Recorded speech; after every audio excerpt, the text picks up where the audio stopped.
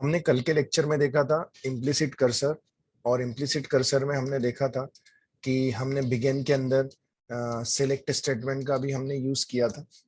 तो आप तो जानते हैं वो इम्प्लिसिट कर्सर है। हमने कल अपडेट का भी यूज किया था, और हाँ, हम डिलीट का यूज नहीं किया, लेकिन हम कर सकते हैं, और हम इंसर्ट का भी यूज कर सकते हैं। देखिए सर, कल के लेक्चर में मैंने एक बात बताई थी कि जो इम्प्लिसिट सिलेक्ट है वो एक रो फेच करने के लिए बनाया गया है। एक से ज्यादा भी रो फेच करके लाएगा तो बोलेगा टू अंडरस्कोर मैनी अंडरस्कोर रोज।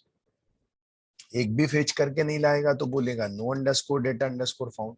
लेकिन ये रूल ये तीनों के लिए अप्लाई नहीं होता। जैसे मैंने कल आपको अपडेट बताया था, आज मैं आपको और एग्जांपल ले लेता हूं, जैसे डिलीट का और एक इंसर्ट का। एक एक एग्जांपल इसका भी हम लोग ले लेते हैं। तो चलिए हम लोग कंटिन्यू करते हैं। मैं जाता हूं।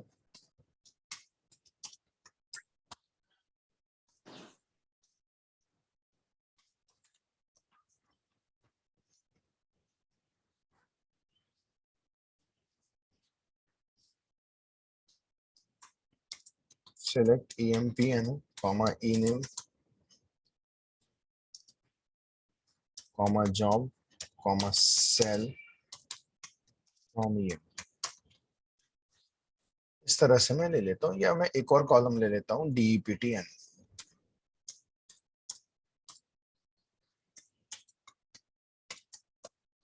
ये ले लिया। अब चलिए, हम लोग ने कल सिलेक्ट तो देखे, अपडेट तो देखे, डिलीट और इंसर्ट देख लेते। तो हम जाते हैं, सबसे पहले लिखना पड़ेगा सेट सर्वर आउटपुट ऑन, और लिख लेते हैं सेट वेरीफाई ऑफ। ओके, हम जाते हैं। अब हम देखें, डिक्लेयर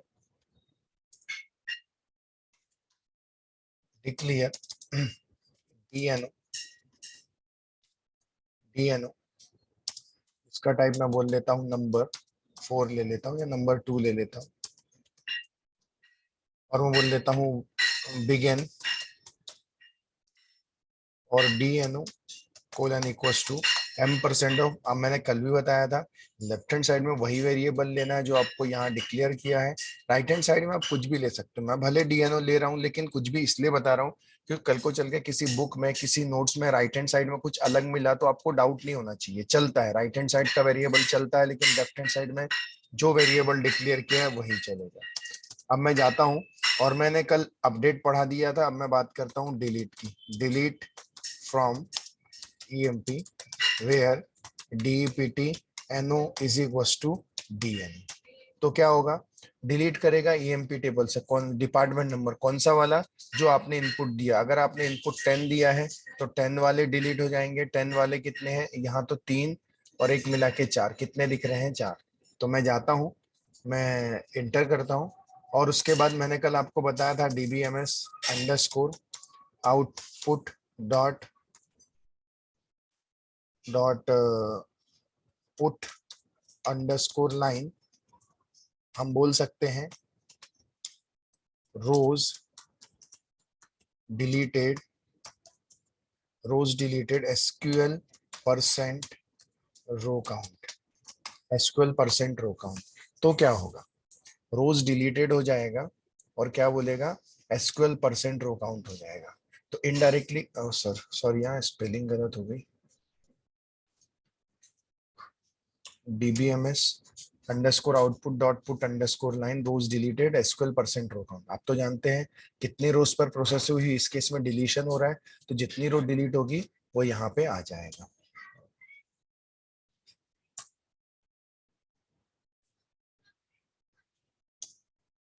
मैं जाता हूं, उसके बाद एक्सेप्शन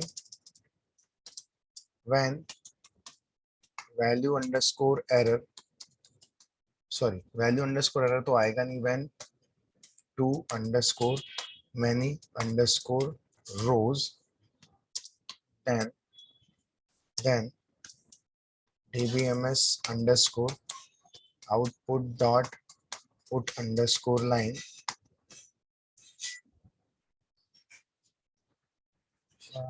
अंडरस्कोर लाइन। तो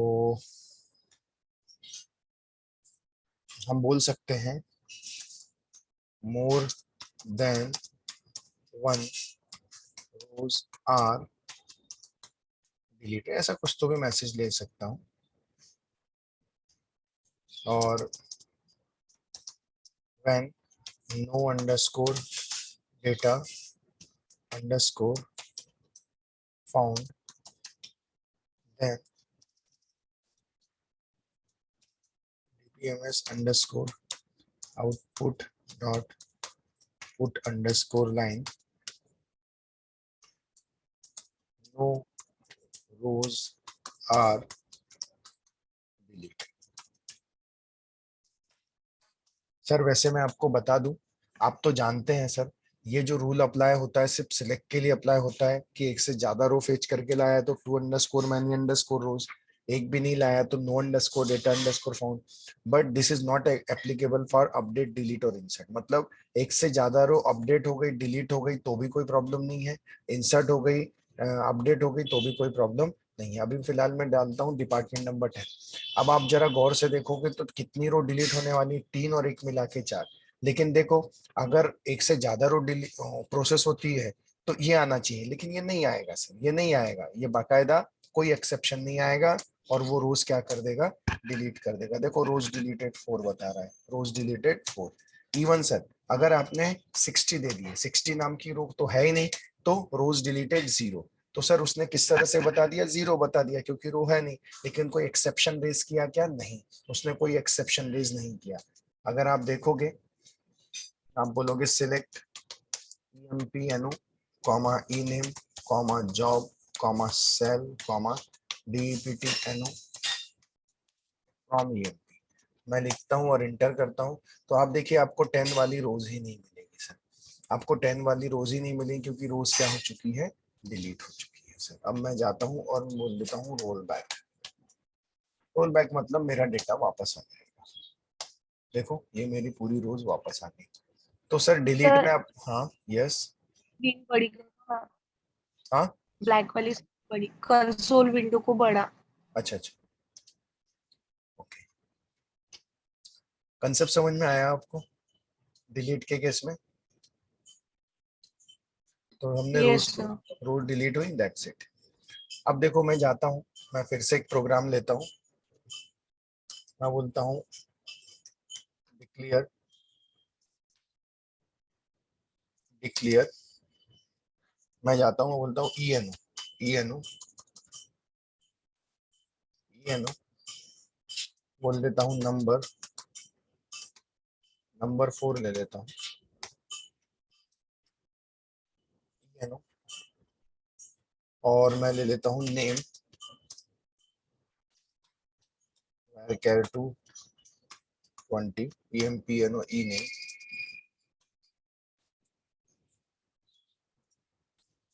जॉब ले लेता हूँ या ठीक है जॉब ले लेता हूँ, सेम कॉलम भी लिए तो चलता है, मैंने डिफरेंट कॉलम लिया। हम लिख सकते हैं designation char two 20 e name job sal, हम लिख लेते हैं salary number 7,2 e name job sal, और लास्ट में लिख लेता हूँ DEPTNO, इसको मैं बोल लेता हूँ नंबर 2। अब मैं जाता हूँ और बिगिन और बोल लेता हूँ ENO colon equals to M% of ENO, तो ENO इनपुट करेंगे, name colon equals to M% of name. अब जब नेम है तो आई थॉट हमें शायद सिंगल कोट्स में लेना पड़ता है नेम, मैं लेके देखता हूँ अगर एरर आया तो फिर हम करेक्ट कर देंगे, जो स्ट्रिंग है उसको सिंगल कोट्स में। नेम के बाद designation colon equals to M% of designation,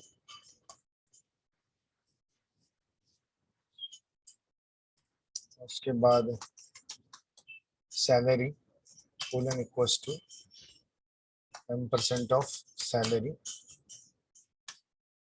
department number m% of DEPT NO, m% of DEPT NO ले लेता हूँ और फिर मैं जाता हूँ और मैं लिखता हूँ इंसर्ट इनटू EMP, कॉलम का नाम ENO name, sorry, insert into EMP, column का नाम है EMP NO comma E name comma job comma sal, EMP NO E name job sal और DEPT NO मैंने लिख दिया। ये हो गए कॉलम के नाम EMP टेबल के। उसके बाद लिख देता हूँ वैल्यूज। अब कौन कौन सी वैल्यूज डालना है, तो ENO जाएगा EMP NO में, नेम जाएगा नेम में, डेजिग्नेशन जाएगा जॉब में, और सैलरी जाएगी सेल में, और DEPT NO जाएगा। सेम कॉलम भी दे सकते हैं, अलग जानबूझ के दिया इस तरह से। और उसके बाद अगर रो इंसर्ट होगी तो हम बोलेंगे DBMS underscore output dot put underscore line rose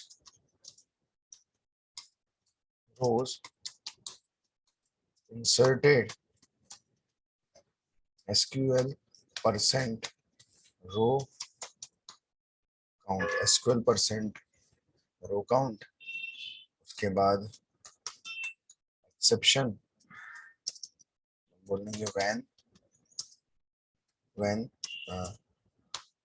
to underscore many underscore rows, then too underscore many underscore rows, then हम बोलेंगे DBMS underscore output dot put underscore line और हम बोल देंगे कि मैसेज ही दे देंगे टू मैनी रोज इंसर्टेड, ऐसा लिख देते हैं। उसी तरह से when no underscore data underscore found, then DBMS underscore output dot put underscore line मैं यहाँ लिख देता हूँ no data found।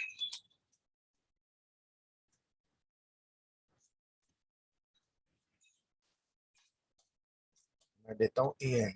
ओके, अब जरा मैं देख लूं कि डिपार्टमेंट नंबर 11 2 करके कोई नहीं है, 2 से शुरू होने वाला। 2 देता हूँ, डबल 2 3 नेम नवीन दे देता हूँ। मैं सिंगल कोट्स नहीं दूंगा क्योंकि मैंने यहाँ पे सिंगल कोट्स दे चुका हूँ, ठीक है। नवीन लिखता हूँ और नवीन के बाद डेजिग्नेशन सेल्स लिखता हूँ। उसके बाद सैलरी लिख देता हूँ 2000। उसके बाद डिपार्टमेंट नंबर लिख देता हूँ 10। That's it. अगर सब ओके है तो इंसर्ट हो जाना चाहिए। ओके, शिट, स्पेलिंग गलत कर दी ना मैंने, चलो ठीक है।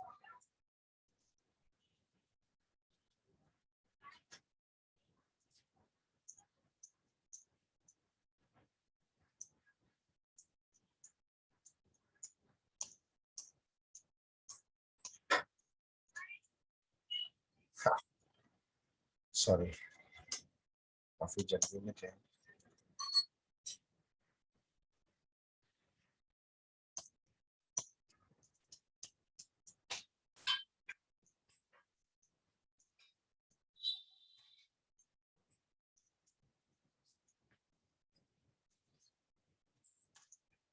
DBMS underscore output dot put underscore line rows deleted।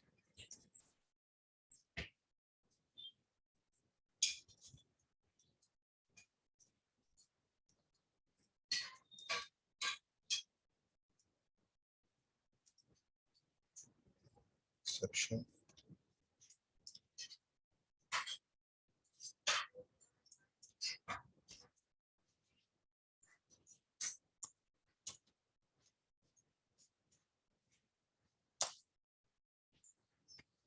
उसके बाद and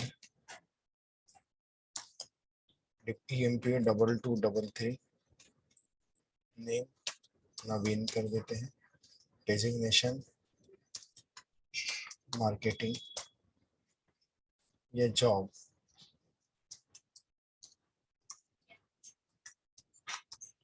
clerk, salary 2100, department number 10। तो देखो रोज इंसर्टेड वन, देखो किस तरह से रो क्या हो गई, इंसर्ट हो गई। तो सर समझ में आ रहा है आपको मैं किस तरह से प्रोग्राम बना रहा हूँ, क्या कर रहा हूँ? Any doubt?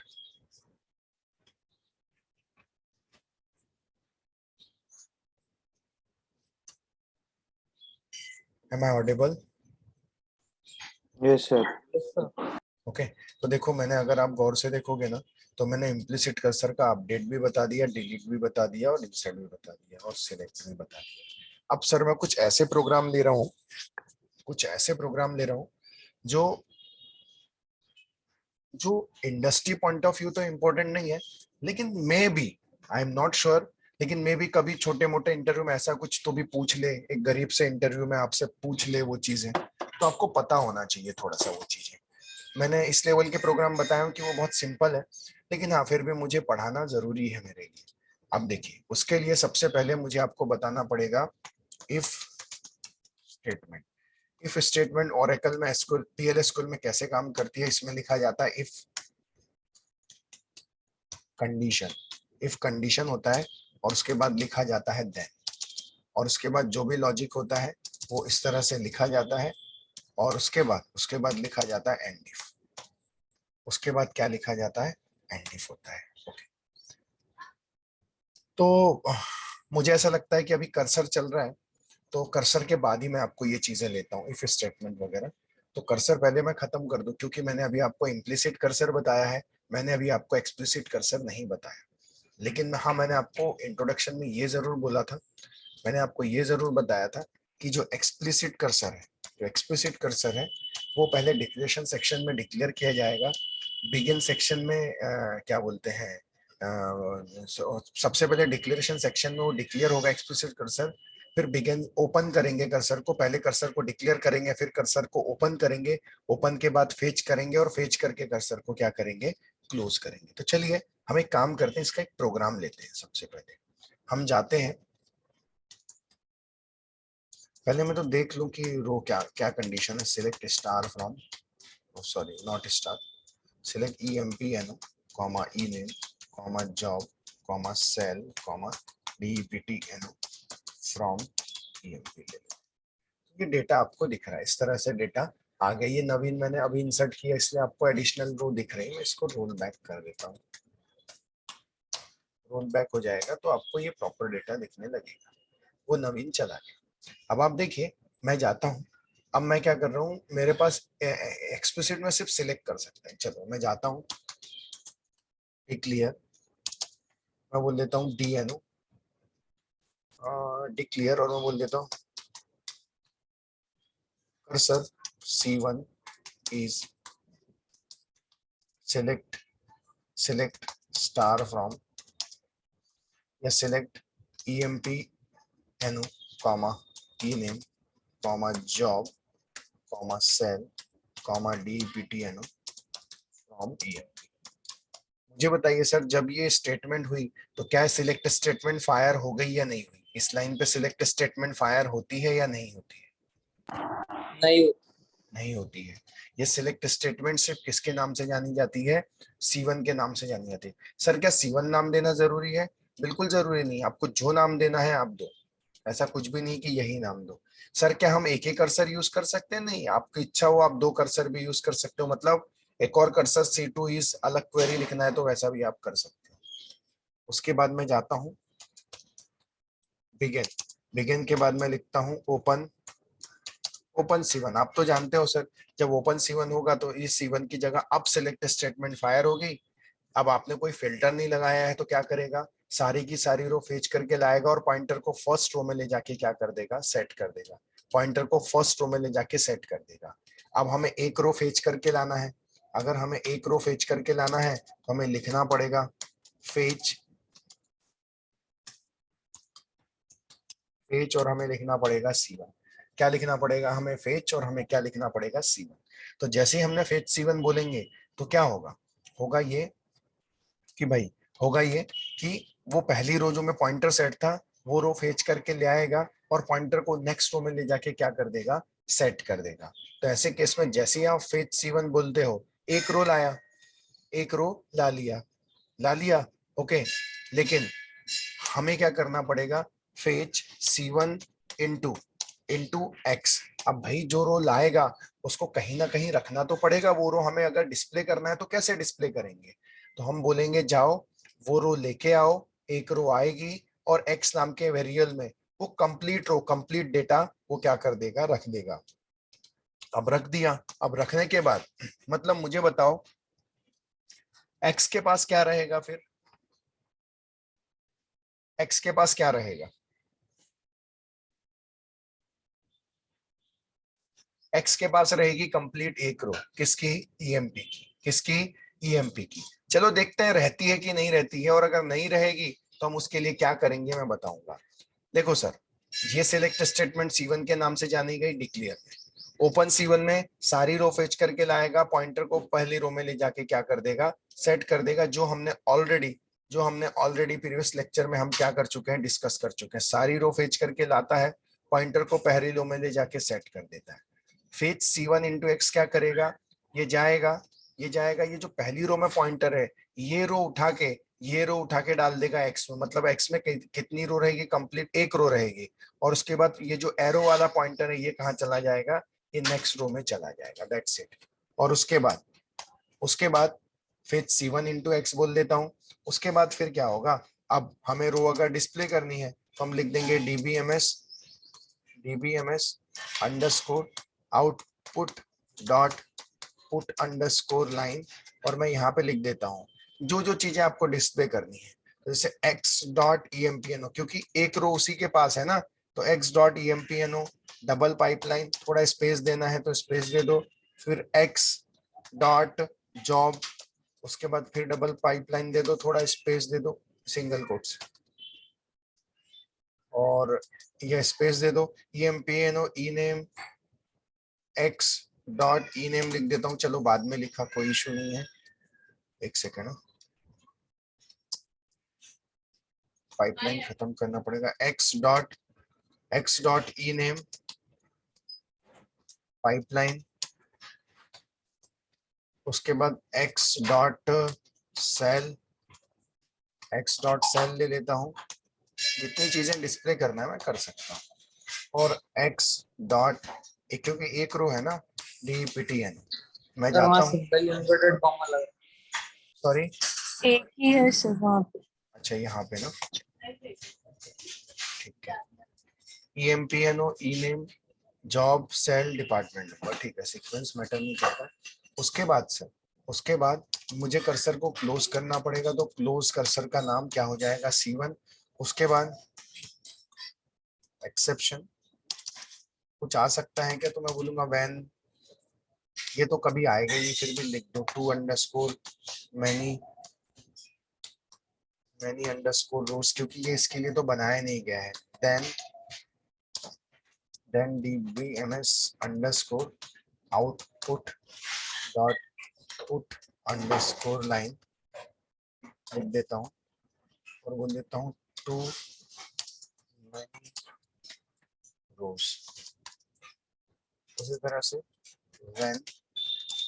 when no underscore data underscore found, then हम बोलेंगे dbms underscore output dot put underscore line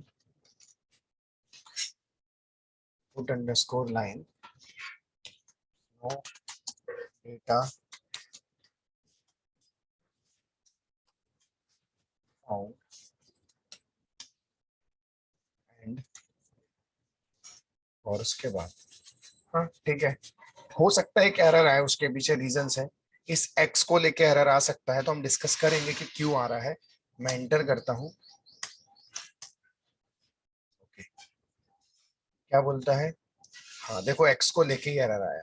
अब सर इस x को लेके क्यों एरर आ रहा है वो हम डिस्कस करते हैं। क्या है ना सर, देखो पहली बात, प्रोग्रामिंग का बेसिक रूल ये है, जो भी चीजें यूज करो पहले उसे डिक्लेयर करो। मुझे बताओ सर, मैंने बोल दिया जाओ C1 जो एक रो उठा के ला रहा है वो किस में दे दो, वो किस में ले जाके दे दो, वो ले जाके दे दो आप, वो ले जाके दे दो आप एक्स में दे दो। लेकिन सर ऐसा थोड़ी है कि कोई भी वेरिएबल आया और कोई भी एक रो होल्ड करने की कैपेसिटी रखना मतलब एक अलग बिहेवियर होगा, नॉर्मल थोड़ी है बिहेवियर। इसलिए हमें एक्स को बताना पड़ेगा कि भैया तू एक नॉर्मल वेरिएबल नहीं है, आपकी कैपेसिटी जो है एक रो होल्ड करने की कैपेसिटी है। तो जब किसी वेरिएबल को एक रो होल्ड करने की कैपेसिटी रखना है तो उसका टाइप हमें बताना पड़ेगा। तो देखो मैं क्या ऐड करता हूँ, मैं जाता हूं, सबसे पहले मैं डिक्लेरेशन में जाता हूं, कर्सर C1 डिक्लेयर करता हूं। उसके बाद मैं क्या बोलता हूं, उसके बाद मैं जाता हूं, मैं बोल देता हूं x जो है ना, उसका जो टाइप है, x का जो टाइप है EMP नाम का जो टेबल है, EMP नाम का जो टेबल है उसका परसेंट और रो टाइप, परसेंट रो टाइप। पता है इसका क्या मतलब होता है? इसका ये मतलब होता है कि x नाम का जो वेरिएबल है ना, उसका जो डेटा का टाइप है, मतलब उसका जो टाइप है EMP टेबल है ना, उसका परसेंट रो टाइप हो जाए। मतलब इसका इनडायरेक्टली मतलब होता है कि ये पूरा पूरा एक टाइप हो जाएगा, मतलब ये एक रो होल्ड करने की कैपेसिटी रखेगा, मतलब ये एक रो होल्ड करने की कैपेसिटी रखने लगा क्योंकि आपने बोला है परसेंट रो टाइप बोला है। मैं इस ये पढ़ाऊंगा मैं आपको, बस इसके बाद मैं वही पढ़ाने वाला हूँ नेक्स्ट लेक्चर में। तो EMP परसेंट रो टाइप मतलब एक रो होल्ड करने की कैपेसिटी, एक रो होल्ड करने की कैपेसिटी मतलब इसको एक रो कंप्लीट दोगे ना तो ये अब होल्ड करके रख लेगा। हम जाते हैं,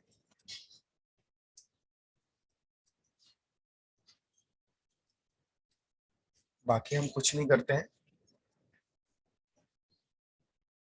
begin, open C1, fetch, DBMS, close cursor, exception,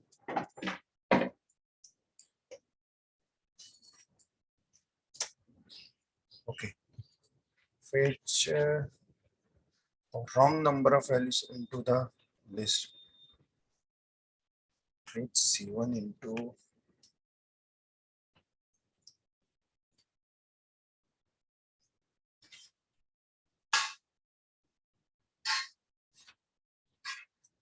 एक second sir,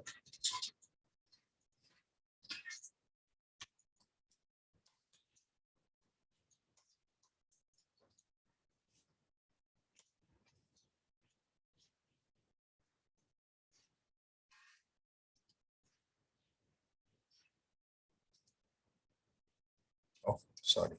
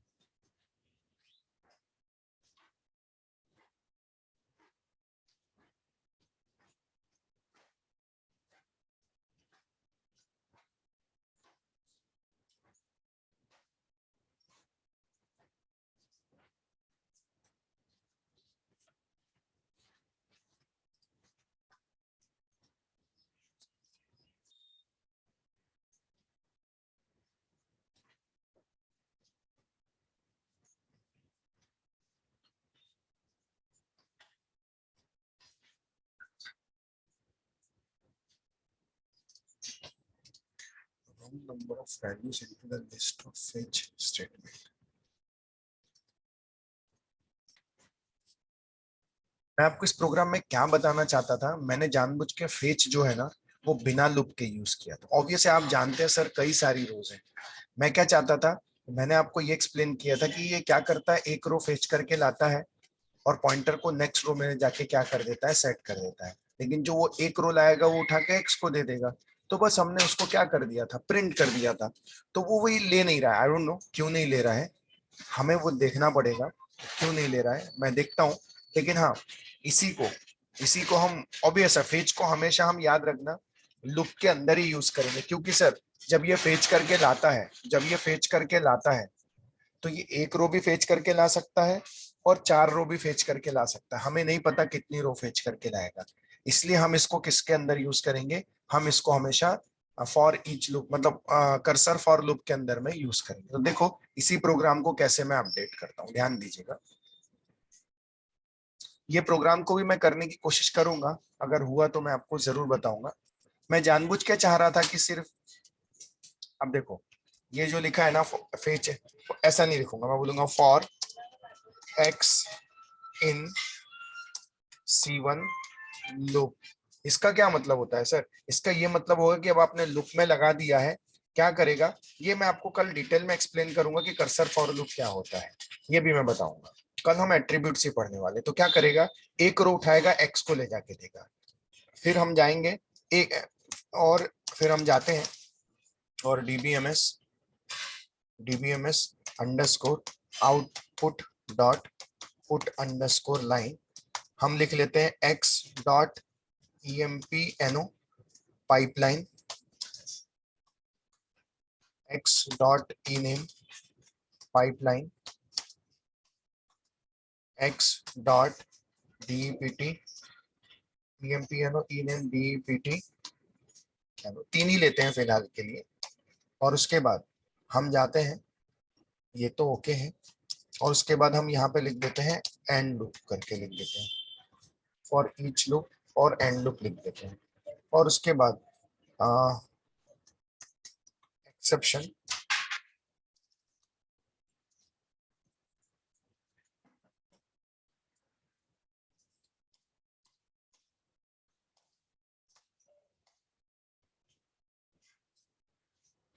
series of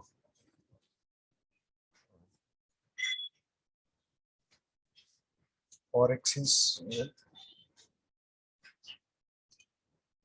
and loop ही तो, cursor for loop, cursor for loop,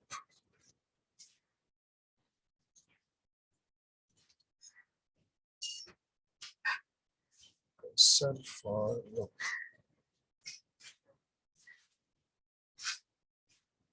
cursor for loop,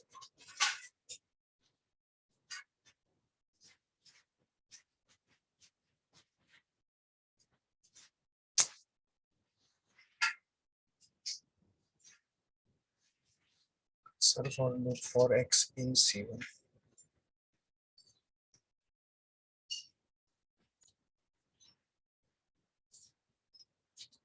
ठीक है सर, मैं देखता हूँ इसको, हम कल करेंगे एक्सप्लिसिट कर्सर। इसका मतलब हमने एक्सप्लिसिट कर्सर में आज कुछ भी नहीं लिया है, जो भी हमने पढ़ा है आज के डेट में, क्या पढ़ा है हमने, इम्प्लिसिट कर्सर पढ़ा है।